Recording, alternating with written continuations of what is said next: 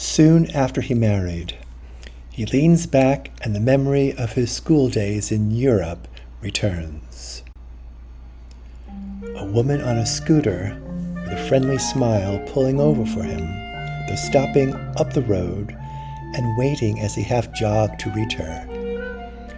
Seemingly an English scholar, dressed brightly in a folk costume.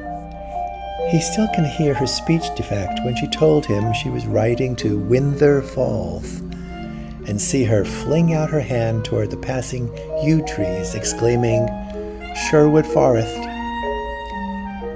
She knew he was pining for home and sang "O Canada" in the alto range, though he had not intended to go to Canada, nor had he ever been.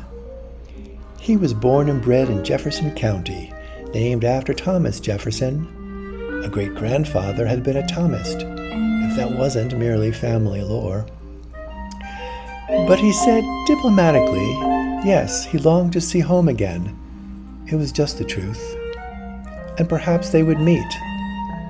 He wondered if her lisp was Canadian, and why that should make him suddenly feel blue.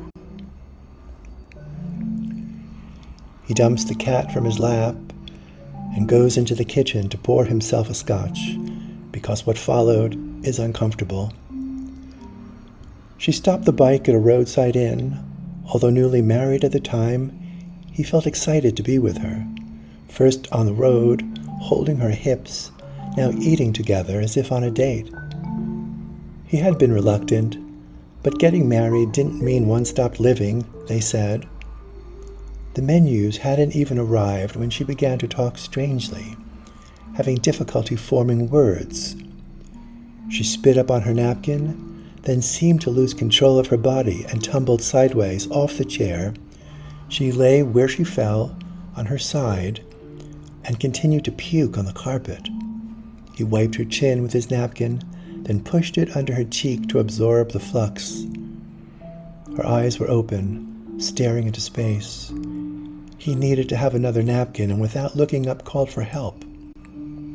He told her it was okay. The thing was, he felt sure that it would be okay, finally. His breast swelled with a false sense of confidence, a powerful current of gratitude he felt helpless to refuse. Even as she lay twitching in her soiled frock, he kept assuring the shadows gathering round him that she would be all right. This was a minor crisis. This was normal. All would be well.